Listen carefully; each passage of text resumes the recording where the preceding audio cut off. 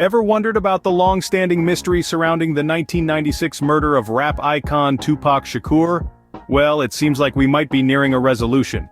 The enigma has haunted the hip-hop community for over 2 decades. An unresolved whodunit that has kept fans and investigators alike on their toes. Enter Duane Keffe D Davis, the former South Side Compton Crips gang leader, now under arrest and indicted in connection with the crime. Davis, now 60, had previously confessed to his presence in the car from which the fatal shots were fired. But here's the catch. He claimed he was in the front, while the shots, according to him, came from the rear. A seemingly minor detail, but one that has immense significance in the grand scheme of things. It's a story of gang rivalries, of misplaced loyalties, and of a night that changed hip-hop forever. Despite this, his indirect involvement still warrants a murder charge under U.S. law. This, my friends, is the start of unraveling the mystery of Tupac's untimely demise. Stay tuned as we delve deeper into the night of the murder.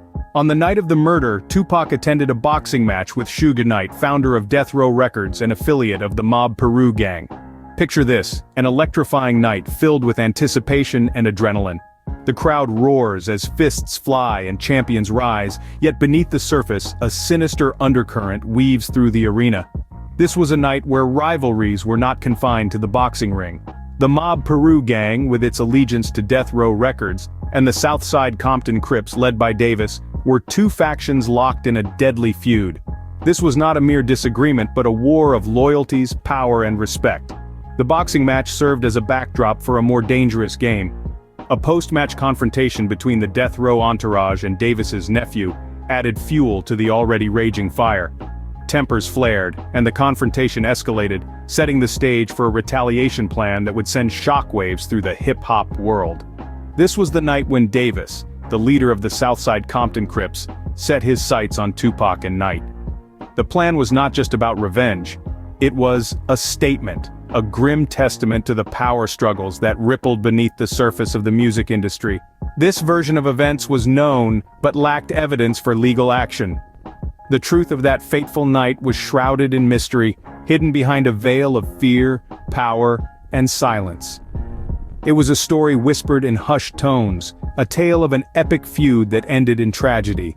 Yet, without concrete evidence, it remained a tale, a piece in the complex puzzle of Tupac's untimely demise. Davis's 2019 memoir and 2018 interviews breathed new life into the investigation.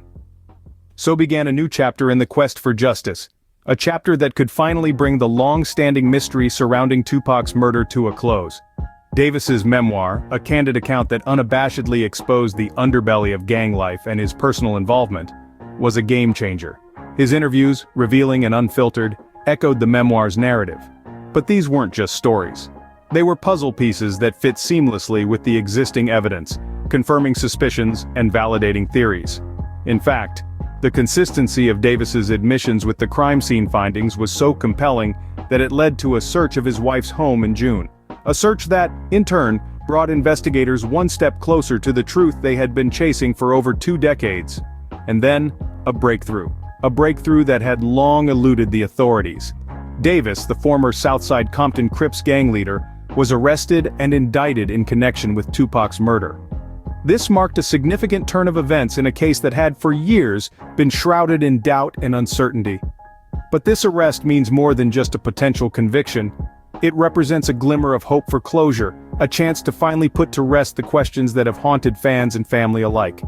It promises a resolution to a story that has been left unfinished, a story that has been etched in the annals of hip-hop history. As the last living witness, Davis's arrest could finally bring closure to this decades-long mystery. Tupac's influential yet brief career saw him become an emblematic figure in the West Coast versus East Coast rap feud. His raw lyricism and passion for social justice propelled him to the forefront of the hip-hop scene, making him an icon in his own right.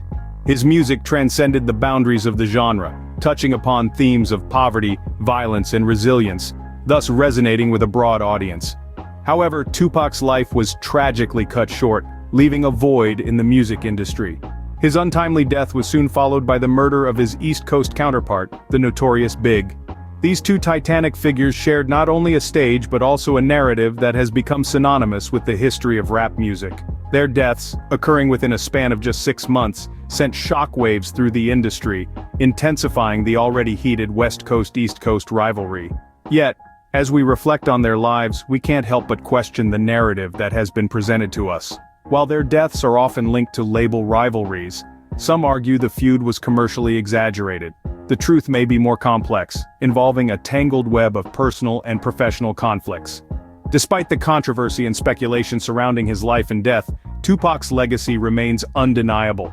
His music continues to inspire and influence artists around the globe, his words echoing through the annals of rap history.